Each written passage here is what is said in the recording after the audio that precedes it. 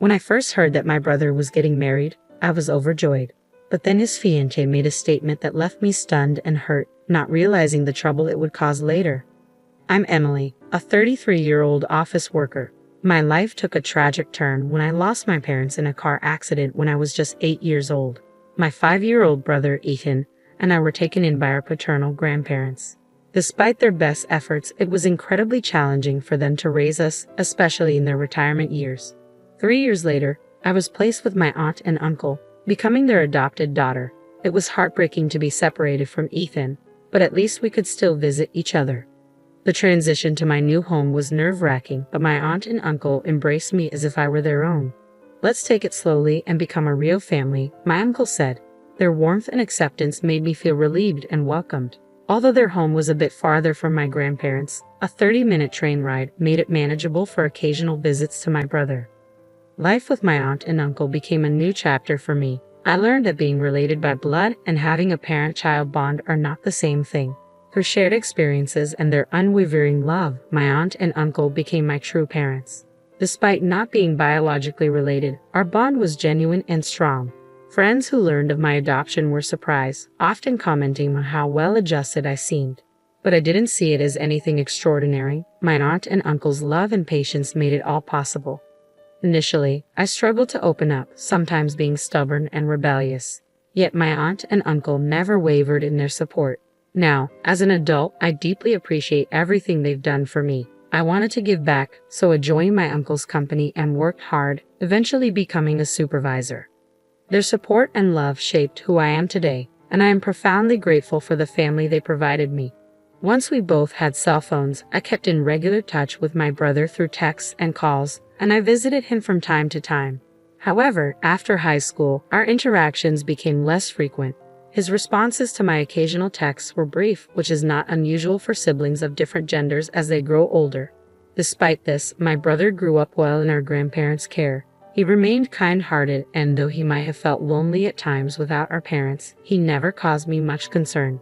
He matured into a successful individual, graduating from college and landing a job at a prominent company. Both my grandparents and I were immensely proud of him. This year, when he turned 30, he reached out to me unexpectedly to introduce me to his fiancée. Though I felt a tinge of being overshadowed, it was wonderful news to hear that he was getting married. I deeply regret that our grandparents, who had passed away in the last few years, couldn't be there to celebrate with us. They would have been overjoyed. A few days later, my brother brought his fiancée to meet us at the house where my aunt, uncle, and I live. "Let me introduce you to Samantha, my fiancée," he said. Considering the journey we both had from losing our parents at a young age to reaching this milestone, it was a deeply emotional moment for me.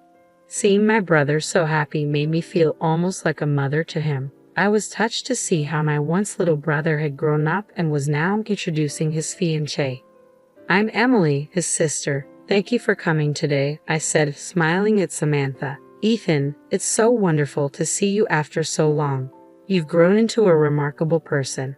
Congratulations on your engagement. I'm delighted to meet you, Samantha." My aunt and uncle also extended warm greetings. "It's only natural for us to welcome you," my aunt said. "I'd love to chat with my future sister-in-law." Samantha responded, her smile brisk but sincere. I had initially thought she might be a sheltered young woman, given her background as the daughter of a company president. However, she appeared capable and confident. Considering Ethan's gentle nature, they seemed like a well-matched pair. During our introductions and while enjoying some cake, Samantha asked a series of questions to get to know me better, including whether I was single and if I had any plans for marriage. She also inquired about my life as the adopted child in the family. When she asked to exchange contact information before leaving, I was happy to agree. She reached out to me to meet at a cafe, which gave me a fluttery feeling of gaining a sister. However, my cheerful mood was quickly overshadowed once we settled down with our coffee. "I wanted to speak with you alone today," Ethan's fiancée began. "Since it's just us women here, if you have any complaints or concerns about my brother, I'm all ears." I was caught off guard by her directness. That's not exactly what I wanted to discuss," I replied, sensing an odd tension in the air. Her gaze was intense, and she seemed to be scrutinizing me closely. "I have a favor to ask before we get married," she said. Her use of the word favor made me uneasy. Yes, what is it? I inquired, trying to stay calm. So you're the adopted child of that couple and still single, right? She asked abruptly. Yes, that's right, I answered, a bit taken aback by her sudden questioning. Ethan is practically a stranger to you now, isn't he? Please don't involve yourself with us after we get married, she said, making my heart skip a beat. What? I stammered in surprise. We won't be inviting you to the wedding since you're considered a stranger. Wait, hold on, I said, trying to process her words. I may not be closely related by blood, but Ethan and I are siblings.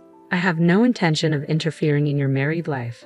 I just want to attend and celebrate your wedding. I've heard that every family has its share of issues, but I assure you, I mean no trouble. Despite my reassurance, she shook her head, her expression unyielding. Please don't misunderstand. I'm saying that, even though you are family, you're still considered a stranger to us. I was left feeling confused and hurt by her harsh words. I struggled to grasp what she was saying and tilted my head in confusion. Ethan and you have been estranged for a long time, she said firmly. You're still single and living with those elderly folks, not even on your own. Being an adopted child and unmarried, it could be troubling if you were to rely on us in the future. Her cold demeanor, especially as the sister of my future brother-in-law, took me aback. She continued without a trace of empathy. It's out of the question for you to rely on us after they pass away. Wait a minute, I protested. They're still healthy. Please don't say things like that. Besides, I have my own job and income. Yes, for now, she interrupted with a sharp glance. If you were unemployed, I wouldn't have even bothered to greet you. Her harsh words stung. Anyway, we won't be inviting you to the wedding, and you don't need to invite us to any of your family events. Don't expect any support or care from us just because you're single. Her dismissive attitude was bewildering. Sure, I'm single, but I have a job and savings. The way she viewed me as a potential burden made me feel dizzy. I understand you have concerns, but not informing me about family events seems excessive. I don't think Ethan would agree with this approach. Just because we've seen less of each other recently doesn't mean our family bond is broken. She responded coolly. Minimal involvement is inevitable, but please gradually distance yourself. This is for the sake of our happy marriage. If you refuse, it might complicate things. Her ultimatum felt more like a demand than a request. Ethan's proud smile from the other day flashed through my mind. This condition was unreasonable, but I didn't want to interfere with my brother's marriage. I was faced with her irrational demands and didn't know how to respond. That night, I was left speechless. When I shared the events of the day with my aunt and uncle, they were equally incredulous. Did she really say that? My aunt asked, clearly taken aback. She seemed so pleasant when we talked before. I was shocked too, I admitted. I thought she just didn't want a sister-in-law meddling, but it turns out it's more than that. She insisted we're strangers and wouldn't hear otherwise. What will you do? My uncle asked, concerned. I don't want to ruin Ethan's wedding, I said. I'm unhappy about it, but I'll skip the wedding. Once things settle, I'll meet with Ethan alone to celebrate. I understand, my uncle said. But if Emily is treated like that, we have no desire to attend either. Yes, my aunt agreed. It seems the problem is on that young lady's side, doesn't it? I looked puzzled, but my uncle gave a slight smile and nodded in agreement. The wedding day arrived with clear, blue skies. I should have been there to witness my brother's special day up close, but it couldn't be helped. Then my cell phone rang. The screen displayed Samantha's name. I had saved her number thinking she'd become my sister-in-law, but now she felt more like a stranger. I felt no obligation to answer, so I let it ring. The phone stopped briefly, only to ring again. Ignoring it led to even more calls. I muttered in frustration, wondering how the bride could have time to call me on her wedding day. My aunt and uncle, recognizing the name on the screen, chuckled sympathetically. I switched my phone to silent mode, but it continued to vibrate incessantly. I wondered what kind of face Samantha, who had so bluntly called me a stranger, was making now. Eventually, the calls stopped, but my phone's call history was filled with her name. I couldn't help but think of her as a stalker, which made me chuckle despite the situation. There were a few voicemails, but I wasn't in the mood to listen to them. That afternoon, as my aunt, uncle, and I enjoyed our favorite donuts, the intercom rang insistently. When I went to the door, Samantha, Ethan's fiancée, burst in furiously. Hey, why weren't you answering your phone? Do you have any idea how many times I called? Aren't you supposed to be getting married today? What are you doing at a stranger's house? It's your fault the wedding's a disaster. I remained calm and smiled. I haven't done anything wrong. I simply didn't attend the wedding as you requested. Samantha's anger seemed to intensify. That's right, you didn't come because I told you you're considered a stranger. Why would I answer a stranger's call? Why are you here? I asked, puzzled. Because your uncle is the president of the Electrical Industry Association, and people noticed his absence. Samantha snapped. Someone started asking why he wasn't there, and it came out that his daughter, who is the groom's real sister, was denied attendance. Just then, Ethan arrived, looking concerned. Sorry, Emily. I thought Samantha left without hearing me out. I didn't know it had escalated this much. I heard from Samantha that you wouldn't attend because you were meeting your boyfriend's parents and couldn't tell me. I thought that was understandable, Ethan explained. Quite a convincing lie to cover up not attending my brother's wedding, I said, unimpressed. Ethan's face fell. When people realized why your uncle wasn't at the wedding, they got involved, and it caused a big commotion. The situation turned into chaos. Samantha bit her lip and glared at me.